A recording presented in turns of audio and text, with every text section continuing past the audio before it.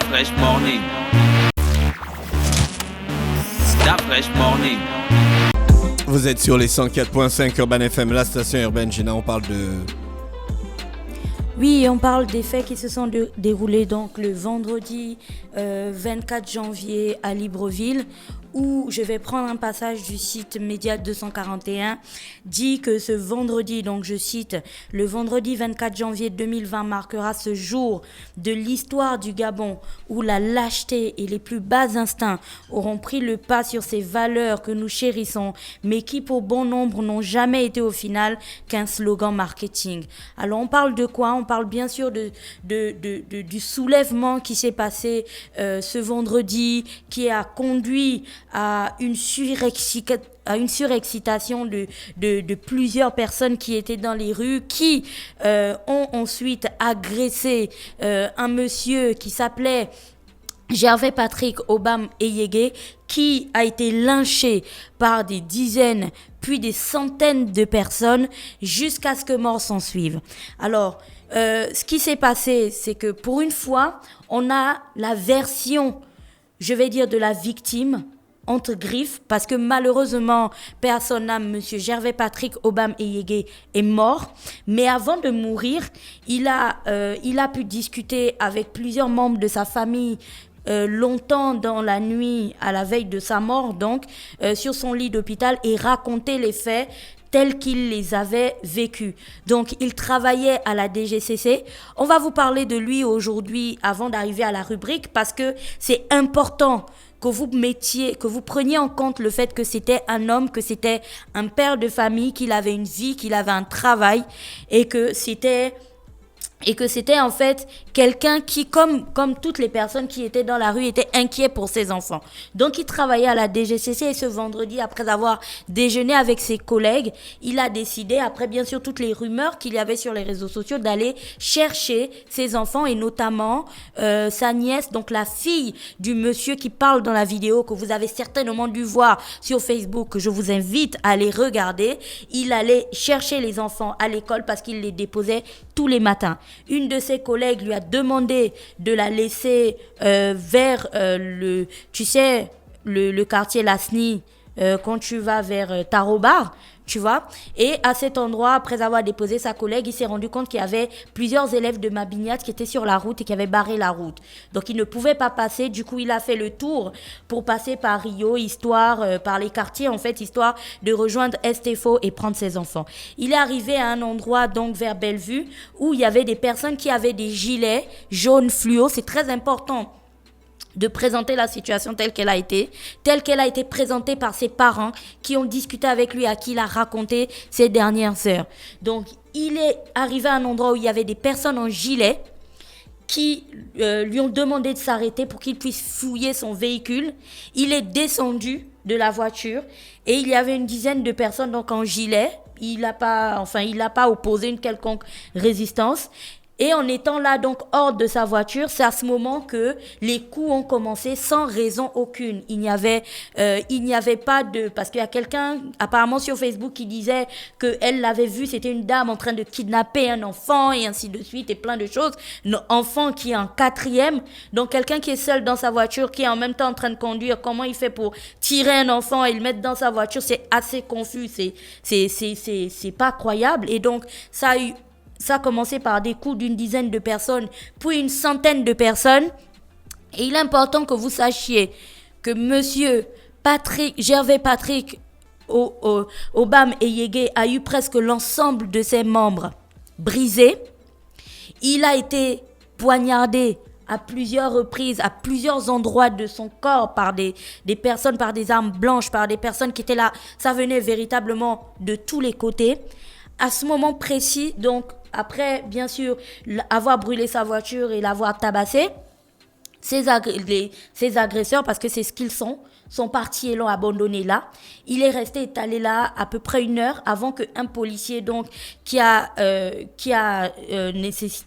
demandé l'anonymat, qui n'a pas dit comment il s'appelait, l'ait pris et l'a emmené au centre hospitalier de Libreville, où là-bas, je relate toujours les faits de ce qui est dit dans la vidéo de ses parents. Il a été laissé sur un brancard durant encore un long moment, en train de gémir et d'appeler à l'aide avant qu'on ne daigne le prendre en charge. Et puis après, bien sûr, vous connaissez l'histoire, il a été pris en charge. On a essayé, les médecins qui l'ont pris en charge ont essayé de faire ce qu'ils pouvaient. Malheureusement, il était décédé.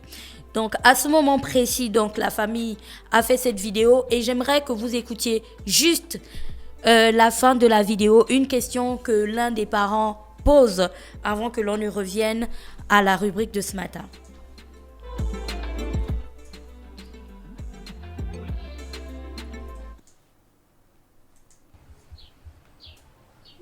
À nous, la population qui vivons dans la psychose. Est-ce que nous la vivons parce que nous avons les preuves matérielles des enlèvements populaires? Ou parce que nous croyons tout simplement que les dits enlèvements sont fondés puisque nous sommes accoutumés du phénomène des crimes dits rituels? La vie d'un père de 4 jeunes enfants a été ôté parce qu'il a eu le malheur de rouler un gros cylindré noir avec des vitres teintées et qui n'a pas voulu s'arrêter à la vue de l'attroupement des élèves et a décidé de prendre un autre chemin pour arriver à Estéfou où l'attendaient ses enfants. Est-ce que le précieux sang qui a été versé ce vendredi nous met du bon ou du mauvais côté de l'histoire de notre pays? Voici la question que plusieurs d'entre nous doivent se poser. Voici les questions que plusieurs d'entre nous doivent se poser aujourd'hui. Parce que au moment où monsieur Gervais Patrick Eyigué était en train de se faire lyncher, de se faire tué par des centaines de personnes, il y avait d'autres personnes qui étaient là autour et qui prenaient des vidéos, d'autres personnes qui prenaient des photos, d'autres qui participaient à cet acharnement. À aucun moment, quelqu'un n'a essayé de se dire, est-ce qu'on peut écouter ce qu'il dit? Est-ce qu'on peut juste entendre ce qu'il est en train de... Est-ce que quelqu'un a vu l'enfant? Enfin, il n'y avait pas de raison du tout. Et vous me direz, c'est normal, c'est la foule. Parce que la foule... les mouvements de foule, on peut pas les contrôler et ainsi de suite. Cependant, aujourd'hui, j'avais envie de faire une rubrique vraiment très, très axée sur la personne qui était monsieur Gervais Patrick, pour que vous compreniez que tous, autant que nous sommes, nous avons participé au meurtre de cet homme. Parce que c'est un meurtre, c'est un assassinat. En faisant quoi? Combien de fois nous avons parlé ici de la dangerosité que représentaient les réseaux sociaux? Ce n'est pas parce que quelque chose est écrit sur Facebook que c'est vérifiable. Parce que moi, je peux m'appeler Gina Trump et puis ne pas véritablement exister. Je peux avoir 15 comptes. Je suis assise chez moi dans une chambre à Damas et puis je vous parle d'événements qui ont lieu au Cap Esterias. Mais je suis assise chez moi. Comme je peux m'appeler Gina, je ne sais même pas trop quoi. Et puis je suis assise dans une chambre à Paris et puis je suis en train de vous parler d'événements qui ont lieu en ce moment même à Bellevue, à Libreville. Pourtant, je n'y suis pas. C'est pour ça que pour chacune des actions, on disait toujours qu'il est très important de mettre en avant la question de la vérification des informations dont nous disposons sur les réseaux sociaux. Le deuxième point, c'est que ces années, nous avons cultivé le buzz dans notre pays. Tout le monde a envie d'avoir l'information qui choque.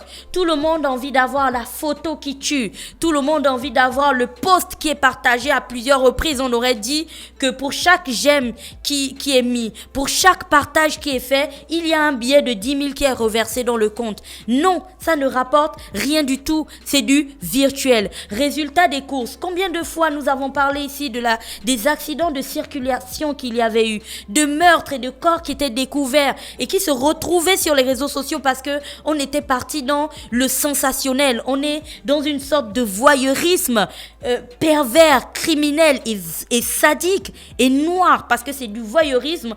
Dès qu'on voit un cadavre, on a envie de le filmer, de le publier, de le mettre et de le partager et ainsi de suite. Et tout ça, ça a participé à construire cette société où au final, est-ce qu'aujourd'hui, nous avons encore cette pointe d'humanité, cette chose que lorsque vous marchez, vous voyez même un chien qui a été écrasé sur la route, vous regardez cet être vivant avec compassion en vous disant « Oh tiens, le pauvre chien ». Non, aujourd'hui, on n'a de compassion pour rien. Même un enfant qui a été victime d'un accident de la circulation, je me souviens de cet accident dramatique qu'il y avait eu à La, où un enfant, c'était une petite fille, avait été littéralement, sa tête avait littéralement été fracassée par le choc. L'ensemble des photos du corps de cette petite fille se sont retrouvées sur les réseaux sociaux. Cette personne qui est morte à Wenje, sous les roues d'un camion après avoir sauté. Combien d'entre vous aujourd'hui peuvent dire qu'ils n'ont pas vu cette vidéo, cette photo? On l'a tous vu cette photo parce que des gens l'ont partagée, parce qu'on est dans une sorte de voyeurisme démoniaque et sadique et pervers et noir, quelque chose de vraiment malsain, avec un fond qui fait de nous des personnes malsaines aussi, parce que en chacun de nous avons un bon côté, mais nous avons surtout des démons. Tous autant que nous sommes, nous avons des démons. Sauf que chacun de nous, quand on évolue, on essaie de taire ces démons au maximum. Mais ces derniers temps, on est tous rentrés dans une sorte d'acceptation et de louange de nos démons. On trouve ça cool en fait de présenter ce côté noir, ce côté sombre, ce côté pervers. Et donc, on a participé à faire ça. On a participé à augmenter ce sentiment où lorsqu'on voit quelqu'un en train de se faire descendre, de se faire bastonner, de se faire braquer dans la rue, de se faire poignarder, on passe notre route, on se dit ça ne me concerne pas. Au contraire, on va même filmer histoire de montrer ça aux amis, copains et coquins et dire à quel point c'est cool et à quel point c'est intéressant. L'autre point, donc c'est le troisième point, c'est ceux qui ont fait du partage, de la promotion, de l'envoi sur WhatsApp et ainsi de suite, leur fonds de commerce. Il y a des personnes aujourd'hui, on connaît des influenceurs dans le monde qui sont des influenceurs parce que ils ont épousé des causes nobles. Ce sont des influenceurs parce qu'ils se sont dit qu'ils devaient se battre pour le droit des réfugiés dans le monde. Ce sont des influenceurs parce qu'ils se sont dit qu'ils se battraient pour le climat. Ce sont des influenceurs parce qu'ils se sont dit qu'ils se battraient pour le droit des femmes. Ici, chez nous, les influenceurs, ça crée des pages et puis ça descend tout le monde sur les réseaux sociaux. On en avait déjà aussi parlé ici une fois, vous vous souvenez? Toutes ces pages qui se créent pour descendre X, qui a une liaison avec tel. On partage des vidéos de personnes qui sont nues. On partage des ébats sexuels d'autres personnes. On raconte des vies privées. On raconte des mensonges. On fait circuler des rumeurs. On les partage encore et encore. Ça participait à faire quoi? Ça participait à créer une distance entre les personnes que nous représentons, parce que quand je vois la situation d'une personne sur Facebook, je me dis ça c'est bien fait pour lui et je partage à quelqu'un d'autre. On n'a plus cet amour, on n'a plus cette humanité qui fait, on appelle ça de l'empathie, où on se met à la place de l'autre en se disant si j'étais à la place de cette personne, comment je réagirais aujourd'hui? On n'a plus ça. C'est toutes ces choses-là qui ont concouru à faire qu'aujourd'hui, lorsqu'on a partagé toutes ces vidéos en disant à tel endroit on a kidnappé, à tel autre endroit on a pris, à tel autre endroit on a fait ça, vous n'avez même pas remarqué qu'il y a des vidéos de petites filles qui dataient d'il y a 1 an, d'il y a 2 ans qu'on partageait. On était tellement dans une sorte d'effervescence que tout le monde prenait ça pour argent comptant. Ça servit à faire quoi? Les personnes qui ont des 2000, des 3000, des 4000 amis sur Facebook et des 10 000 likes, ils ont participé à faire ça. Il y avait des messages qui disaient descendez dans les rues, cassez ici, brûlez là-bas et ainsi de suite. C'est des personnes qui se sont battues pour acheter leur véhicule. C'est des personnes qui roulaient dans Libreville ce vendredi parce que elles aussi, elles étaient inquiètes pour leurs enfants. C'est des personnes qui, elles aussi, comme vous, étaient préoccupées et se disaient je préfère prendre mes enfants et les mettre en sécurité à la maison. Vous n'avez, pour certains, aujourd'hui, on a fait un appel à témoins. On est en train de chercher ceux qui ont vu les kidnappeurs, les parents des personnes qui ont été kidnappées aussi, qu'ils viennent porter plainte, mais surtout les témoins. Tu sais, ce jour, il y avait tellement de témoins sur Facebook, il y avait tellement de personnes. Mon frère a vu, ma sœur, je suis à tel endroit, j'ai vu et ainsi de suite. Aujourd'hui, bizarrement, il n'y a plus de poste. Tout le monde a nettoyé ses murs, tout le monde a fait. Mais vous savez, il y a une chose qui est très forte que Dieu a mis dans chacun de nous on appelle ça la conscience. C'est que même quand devant une personne vous dites que vous n'avez pas fait et que ce n'est pas vous, il y a toujours cette petite voix, vous savez, la petite voix vicieuse qui, au fond de votre lit le soir, vous dit « Vous avez fait, c'est de votre faute, vous avez partagé, vous avez encouragé, vous avez attisé, vous avez ajouté le sel et le piment. » Comme on dit, c'est vous qui avez participé à tout ça. Nous avons tous tué cet homme parce que aujourd'hui, on n'a plus de retenue en fait sur les réseaux sociaux. On fait de ça une sorte de promotion perverse et malsaine. Et donc aujourd'hui, à la question que son beau-frère pose, est-ce qu'aujourd'hui on est fier de nous? Est-ce qu'aujourd'hui on se sent mieux? Est-ce qu'aujourd'hui, après avoir arraché à ses enfants, ce père à qui vous avez offert même encore un cadeau qui est véritablement, mais c'est criminel de faire ça. Vous leur avez offert la vidéo de l'assassinat de leur père parce que vous avez mis ça sur les réseaux sociaux. J'espère qu'aujourd'hui, quand vous êtes là, si le matin, vous écoutez certainement Urban FM, vous avez déjà pris votre petit déjeuner ou vous êtes allé, je ne sais pas à quelle zone de Libreville ce matin. J'espère qu'au fond de vous, vous vous sentez bien. Vous vous dites que vous avez accompli un truc extraordinaire dans votre vie. Parce que il y a ce qu'on appelle le karma. Mais une chose encore très importante, c'est que nous ne devrions pas sortir de cette histoire en étant... Aujourd'hui, plus personne n'est innocent en fait. Je sais pas pour vous, mais il n'y a pas une histoire plus bouleversante que celle-ci. Je ne sais pas comment vous fonctionnez depuis vendredi, mais sérieusement, nous devrions tous être chamboulés. Cette histoire devrait créer chez nous une sorte de remise en question. On devrait réfléchir à 2 fois sur notre relation au Congo-Ça, sur notre relation à la rumeur. On devrait réfléchir à 2 fois sur notre participation. On devrait réfléchir à 2 fois sur ce qu'on appelle aujourd'hui l'amour du prochain. C'est bien beau d'accuser toujours. C'est X, ce sont les gouvernants qui font, ce sont les politiques qui ont dit, c'est elle qui a fait. Mais qu'est-ce que vous, au quotidien, vous participez à faire? C'est la question que vous devriez vous poser. Un père de famille est mort. Aujourd'hui, il y a 4 enfants qui n'ont plus de père.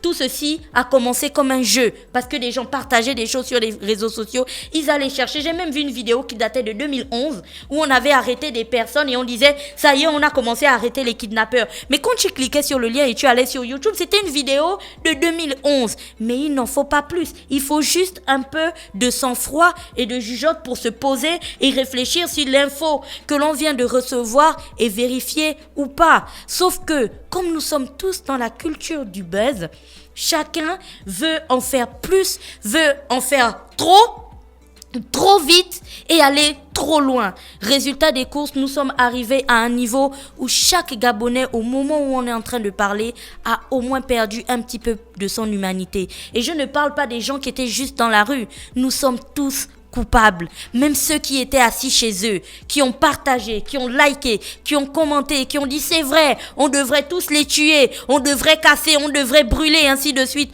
On est tous responsables. Et donc aujourd'hui, on devrait être tous habités par un sentiment de honte et on devrait tous demander pardon, encore que ça ne changera rien au fait qu'on a tous participé à l'assassinat d'un homme qui n'avait rien demandé et qui allait juste récupérer ses enfants. C'est Dégina ce matin sur les 104.5 Urban FM, la station urbaine dans Luda Fresh Morning, le réveil matinal au pied de la capitale sur la radio. La pied de la capitale après la publicité, on se retrouve. Stop Fresh Morning.